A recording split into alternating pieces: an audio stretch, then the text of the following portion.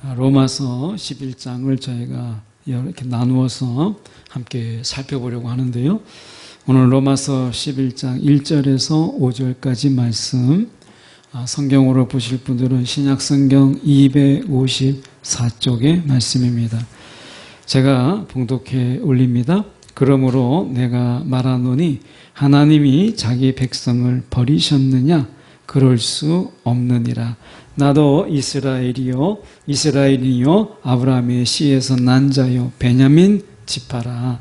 하나님이 그 미리 아신 자기 백성을 버리지 아니하셨나니 너희가 성경이 엘리야를 가리켜 말한 것을 알지 못하느냐?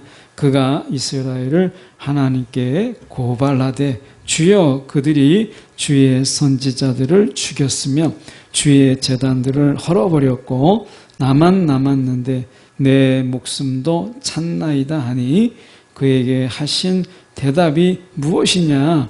내가 나를 위하여 바알에게 무릎을 꿇지 아니한 사람 7,000명을 남겨두었다 하셨으니 그런즉 이와 같이 지금도 은혜로 택하심을 따라 남은 자가 있느니라. 아멘.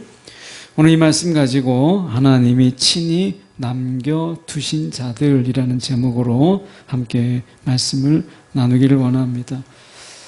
하나님께서 버리지 않으시는 하나님, 하나님은 결코 자기의 백성을 버리지 아니하시는 하나님, 이 증거들을 몇 가지에 걸쳐서 이야기합니다. 오늘 본문 안에서는 한 3가지로 하나님께서 결코 자기의 백성을 버리지 아니하신다라고 하는 거예요. 남수단 난민들이 있는 우간다 북부에도 보면 고아원이 있고 이번에 간 네팔에도 고아원은 있더라고요. 이 고아원이 아이들이 어떻게 고아가 발생하는가 했더니 2015년에 있었던 네팔 대지진으로 인해서 이제 고아가 발생했고 내전이 있었는데 그때 내전 때 그리고 이제 부모의 이혼을 통해서 이혼하면 다시 재혼할 때 이 네팔의 경우에는 그 자녀들을 그냥 버린다고 해요. 그래서 가정의 해체, 가정의 이 파괴로 인해서 생기는 고아들, 대지진으로 인한 고아들이 있는 거예요. 그러니까 제가 찾아간 이 고아원은 남자, 여자가 구분되어 있는데 남자 아이들만 있는 고아원인데 한 50명 정도 아이들이 있더라고요. 어떻게 보면 고아라고 하는 것, 그들에게 있어서 큰 상처가 있죠. 부모로부터 버림을 받았다라고 하는 것입니다. 여러분, 누군가에게 있어서 우리가 버림을 받았다라고 하는 것, 이것만큼 깊은 상처가 없어요. 거절감, 그걸 넘어서 이 버림받음이라고 하는 것. 내가 누군가에게 뭔가 좀 고백을 했는데 거절당하는 것, 이 거절당하는 것도 우리가 깊은 상처를 주는데 우리가 버림을 받았다라고 하는 것은 우리에게 씻을 수 없는 큰 상처가 되는 걸 보게 돼요. 우리가 하나님이 말씀하실 때 1절의 말씀에 보면 그러므로 내가 말하노니 하나님이 자기 백성을 버리셨느니라 라고 얘기해요. 우리나라에도 이 고아원이 있죠. 그 네팔에서도 고아원이라는 말을 잘 안 쓰고 이 children house, 아이들의 집 이렇게 보통 부르더라고요. 아마 우리나라에서도 이제 다른 이름으로 부르잖아요. 그런데 그걸 보면 지금의 전쟁 때도 아니고 그렇다고 큰 질병이 막 도는 것도 아니고 그런데도 우리가 고아들이 있다라고 하는 것은 그들이 버림받은 큰 상처가 있다라고 하는 것을 보게 되잖아요. 사회적으로 우리가 유기견들, 반려견 어떻습니까? 명절 때만 되면 항상 반려견이 이런 버림받은 유기견들이 그 숫자가 점점 늘어나고 있다는 거예요. 기를 때는 너무 좋은데 이제 나이가 들고 돈이 들고 막 병원에 데리고 가야 되니까 그냥 방치할 수는 없고 하니까 이제 명절에 또는 휴가 때 이렇게 막 같이 갔다가 저 멀리 집도 찾아오지 못하도록 저 멀리 갔다가 거기다가 버려두고 오는 거예요.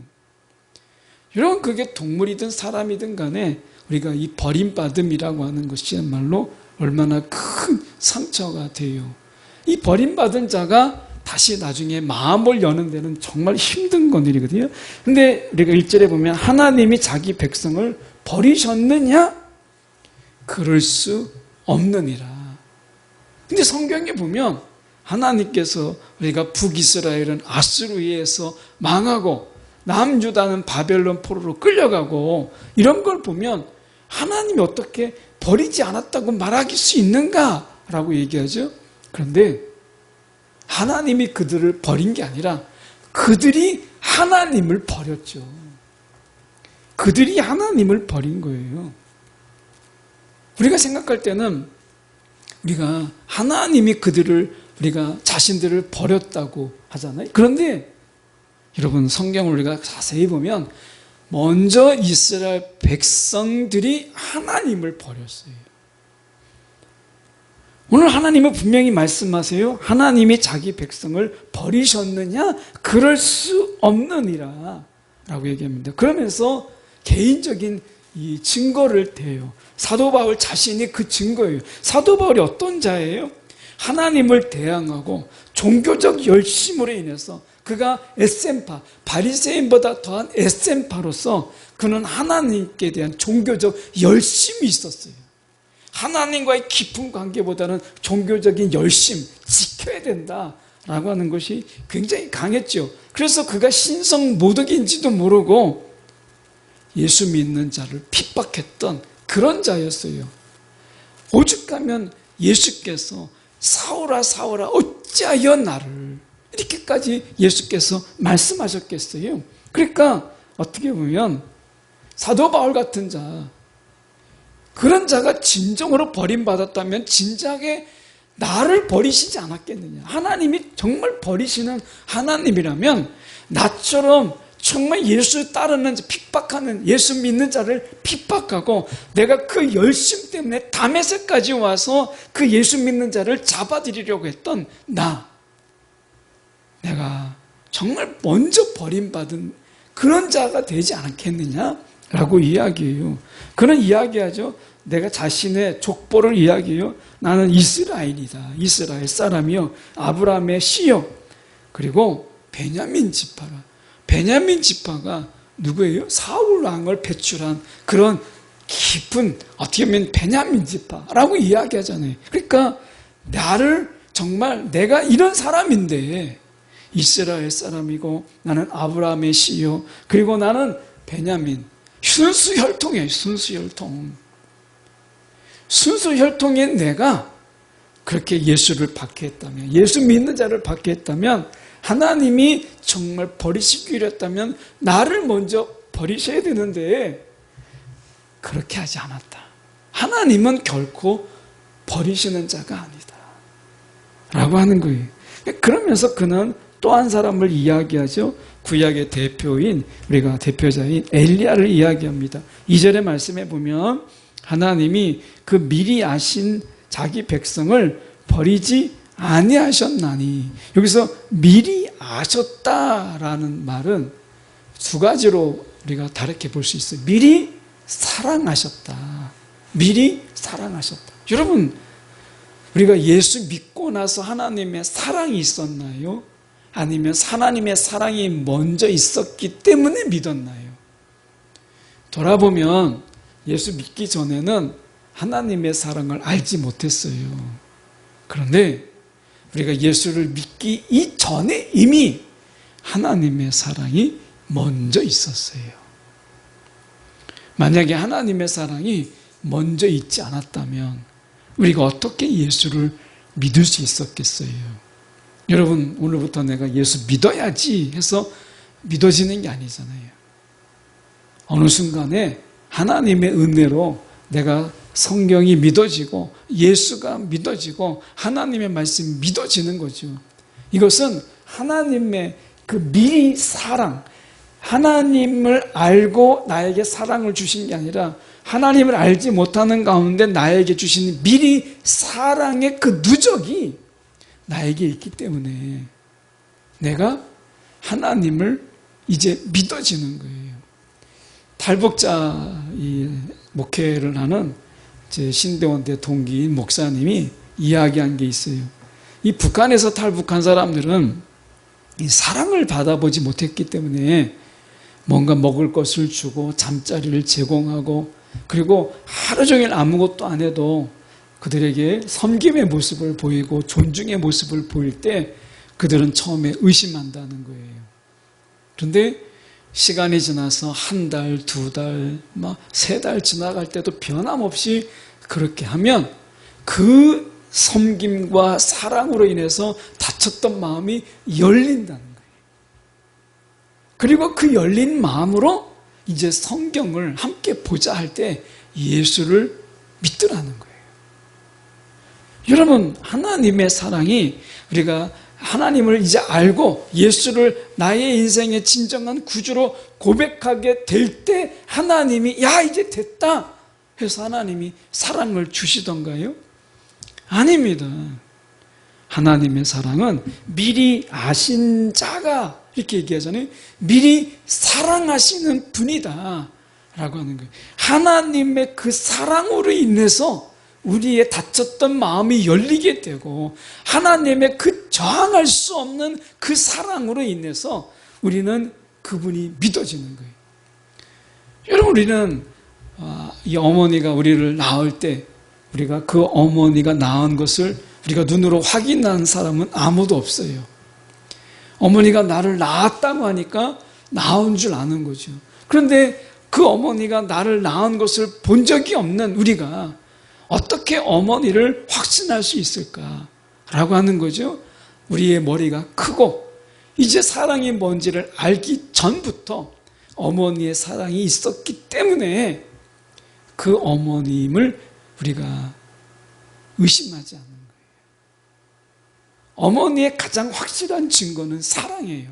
내가 머리가 크기 전에 내가 이제 뭔가 알기 전에 끝없이 용서하고 끝없이 인내하고 끝없이 받아주었던 그 사랑의 확실히 그 확증이 정말 엄마구나 라고 하는 것을 깨닫게 되는 거죠. 여러분, 우리가 아직 죄인 되었을 때 예수님께서는 십자가에서 죽으심으로 인해서 하나님의 사랑을 확증하셨어요. 예수님의 십자가의 죽으심은 우리가 아직 죄인 되었을 때였어요. 우리가 뭔가 막 깨닫고 하나님의 사랑이 뭔지를 알 때 예수님께서 십자가에서 죽으신 것이 아니라 우리가 아직 죄인 되었을 때 하나님의 사랑이 무엇인지도 모르고 하나님께 막 까불고 우리가 하나님이 원치 않는 것들을 막 사랑하고 섬기고 그랬을 때 하나님이 우리를 먼저 사랑하시고 끝까지 사랑하신 것을 확증한 것이 예수의 십자가예요. 우리는 이 거부할 수 없고 저항할 수 없는 이 사랑으로 인해서 이제 하나님이 믿어지는 거예요. 하나님이 믿어지니까 그분의 말씀이 다 믿어지는 거죠. 오늘 마찬가지예요. 미리 아신 자기 백성, 하나님께서 미리 사랑하시는 그 백성을 버리지 아니하셨나니 엘리야를 봐라. 엘리야를 가리켜서 이렇게 말했죠. 그가 이스라엘을 하나님께 고발하되 3절에 이스라엘을 향해서 이제 엘리야가 막 이야기하는 거예요. 이세벨에게 쫓겨다녀서 그 호렙산 동굴에 숨어 있으면서 목숨을 구걸했던 이 엘리야, 두려움에 떨었던 엘리야가 이스라엘을 하나님께 막 고자질해요. 하나님, 주의 선지자들을 죽였으며 주의 제단들을 헐어버렸고 이제 나만 남았는데 이렇게 얘기해요. 내 목숨도 참나이다. 전면적인 배교가 일어나서 이제 나밖에 안 남았습니다. 엘리야가 이렇게 얘기하죠. 그때 4절에 보니까 하나님께서 이렇게 말씀하세요. 그에게 하신 대답이 무엇이냐? 내가 나를 위하여 바알에게 무릎을 꿇지 아니한 사람 7,000명을 남겨두었다 라고 얘기하세요. 자, 여기서 중요한 것은 뭐냐면 지금 바알에게 무릎을 꿇지 아니했다라고 하는 이 부분입니다. 자, 이 부분을 남겨두고 5절을 보면, 우리가 5절을 보고 마저 우리가 보면 5절에 이렇게 말씀합니다. 5절도 또 하나의 증거예요. 지금 과거에만이 아니라 우리가 개인적인 사도 바울의 증거, 엘리야의 과거의 증거가 아니라 지금도 있는데, 지금도 이렇게 얘기하죠. 지금도 은혜로 택하심을 따라 남은 자가 있느니라 라고 얘기해요. 자, 여기서 은혜라는 말을 다르게 표현한 것이 4절이에요. 바알에게 무릎을 꿇지 아니한 사람, 이거예요. 자, 우리가 생각해 볼 때, 제가 본문에 넣진 않았지만 6절에 이렇게 말씀합니다. 만일 은혜로 된 것이면 행위로 말미암지 않음이니, 이렇게 돼 있어요. 은혜와 행위를 나누어요. 자, 생각해 볼 때 4절에 바알에게 무릎을 꿇지 아니한 것은 행위 아닌가? 라고 생각해요. 그런데 하나님은 행위가 아니라 은혜라고 이야기하세요. 그러면 바알에게 무릎을 꿇지 않는 것이 행위가 아니면 이걸 어떻게 은혜로 봐야 되는가? 라고 하는 거죠. 제가 이번에 네팔을 다녀왔는데, 거기에서 보니까 이 여신, 아주 용하다고 하는 여신이 있어요. 그 여신에게 아주 산골짜기에 있어요. 교통편도 안 좋아요. 그런데 너무, 우리가 세상 말로 이야기하면 너무 용한 곳이라서 젊은 부부들이나 이 젊은 사람들이 정말 많이 오더라고요. 거기서 닭피나 염소의 피를 여신에게 드리는 거예요. 여신이 막 거창한 것도 아니고 막 돌로 만들어진 여신상인데 거기에다 대고 막 닭피를 떨어뜨리는 거예요. 염소의 피를 떨어뜨려요. 그리고 신성한 곳에 들어왔다고 막 제가 볼 때는 너무 지저분한데 맨발로, 그 신성한 곳을 신발을 신고 갈 수 없다고 해서 맨발로 다녀요. 저는 그것을 보면서 생각이 드는 게 무엇이냐면 정말 너무 불쌍해 보이는 거예요. 지금도 피의 제사를 드리면서 자신의 정성을 보이는 그들의 모습을 봐요. 오늘 보면, 제가 4절에 보면 바알에게 무릎을 꿇지 아니한 자라고 얘기했잖아요. 바알의 숭배가 그랬고, 우리가 어쩌면 아세라의 숭배가 그랬어요. 근데 그들의 모습 속에서 이 바알에게 무릎을 꿇지 않았다라고 하는 것, 이것을 어떻게 봐야 되는가? 이거 행위적인, 정말 그들이 피의 제사를 드리고 염소의 피를 드리고 맨발을 다니면서 그들에게 정성을 보여야 여신이 나에게 복을 준다, 이렇게 생각하고 있는 그들의 모습과 뭐가 다를까? 달라요. 여기서 지금 4절에 바알에게 무릎을 꿇지 아니한 것과 은혜가 같이 가요. 그러면 무엇이 은혜라는 거냐라고 하는 것은, 여러분, 바알에게 무릎을 꿇었다는 것은 은혜의 통로가 막혔다는 거예요. 예배에 실패했다는 거예요. 기도가 실패했다는 거예요. 여러분, 그들에게도 기도, 뿌자라고 하는 게 있어요. 그들에게 이 뿌자가 기도라고 하는 것인데, 향을 피우고 우리가 촛불에 초를 켜고 그 앞에서 비는 거예요. 근데 우리의 기도는 그게 아니잖아요. 하나님과의 인격적인 대화고, 그리고 하나님 앞에 깊은 사귐의 기도잖아요. 그러니까 여기서 바알에게 무릎을 꿇지 아니한다라고 하는 것은 은혜의 통로, 우리가 이 성경에서, 우리가 신학에서 보면 하나님의 은혜의 방편이라는 게 있어요. 그게 뭐냐면 기도와 말씀이에요. 다르게 얘기하면 예배와 기도예요. 여러분, 우리가 이 바알에게 무릎 꿇지 아니하고 우상에게 절하지 아니하고 하나님 앞에 온전한 예배를 드리는 자, 은혜의 통로가 막혀있지 않는 자를 말하는 거죠. 여러분, 하나님께서 은혜의 통로가 막혀있지 않는 자를 하나님께서 남겨두셨다라는 거예요. 행위가 아니라 무릎을 꿇지 아니한 이런 모습 속에서, 이걸 은혜인데 결국 바알에게 무릎을 꿇지 않았다, 세상에 무릎을 꿇지 않았다는 이야기는 저와 여러분 속에서 기도의 줄이 끊어지지 않았고 예배의 통로가 닫히지 않았다라는 거예요. 하나님께서 오늘 은혜를 사모하고 예배를 드리는 자, 오늘 예배를 사모하는 자, 우리가 기도를 사모하는 자를 하나님께서 남겨두셨다라고 하는 거예요. 여러분, 우리 시대에 예배가 어떤 예배를 드리는가? 간절한 기도, 절박한 기도, 우리 속에서 하나님의 은혜를 사모하는 그 예배, 하나님을 간절히 찾는 이 예배, 은혜의 통로가 닫히지 아니하도록 우리가 하나님을 구하는 이런 예배를 드리는 자를 하나님께서 남기세요.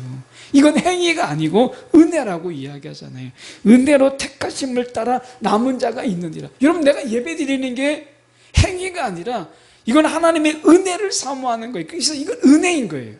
내가 기도하는 게 행위가 아니라 내가 기도 가운데 하나님의 뜻을 구하고 하나님을 찾고 하나님을 깊이 사귀는 것, 이건 행위가 아니라 은혜라고 이야기하고 있는 거예요. 여러분, 이 마지막 때 하나님이 남겨두신 자, 엘리야도 알지 못했던 7,000명을 남겨두셨고 지금도 은혜로 살아가는 자를 남겨두신다는 거예요. 여러분, 예배에 실패하는 자는 다 넘어졌어요. 여러분, 내가 예배에 실패하고 있는 자는 아닌가? 예배 자리에 와 있지만 하나님을 찾고 내가 정말 은혜의 예배, 은혜로 충만한 예배를 드리지 못하고 그냥 거저왔다 거저가는 그런 속에서 내가 말씀에 심취해서 내가 나에게 주시는 오늘 하나님의 음성이 무엇인가? 라고 하는 것에 귀를 기울이는 그런 예배를 드리고 있는가? 라고 하는 거죠. 그런 의미에서 오늘 은혜를 사모하고 오늘도 그 은혜 속에 거하기를 간구하는 자를 하나님께서는 남겨두세요. 오늘 하나님의 은혜의 통로가 막혀 있는 자가 아닌가? 하나님의 은혜의 통로가 우리가 거침없이 하나님의 그 은혜가 나에게 임하는데 전혀 걸림돌이 없는 그런 통로로 나에게 예배가 열려 있는가? 우리가 돌아볼 일이에요. 오늘 하나님이 남겨두고 싶은 자가 되기를 소망합니다. 하나님이 정말 이 사람만큼은, 이 사람만큼은 내가 꼭 남겨둬야 되겠다. 은혜의 통로로. 소돔과 고모라의 의인 10명. 하나님의 은혜의 통로가 그 죄악과 그리고 온갖 우리가 죄악으로 가득한 그 땅에 하나님의 은혜의 통로로 그들에게 열려있는 10명만 있어도 소돔을 멸하지 않으신다는 거잖아요. 하나님의 은혜가 닫혀있는 곳을 멸하시는 거지, 하나님의 은혜의 통로가 열려있는 곳에는 하나님이요 그들을 멸하지 않으시겠다고 말씀하시잖아요. 저와 여러분이 이 시대에 하나님의 은혜의 통로가 되어서 이 시대가 썩지 아니하도록, 이 시대가 오염되지 않도록 하는, 오늘 주님이 남겨두고 싶은 자가 되는 저와 여러분이 되기를 간절히 소망합니다.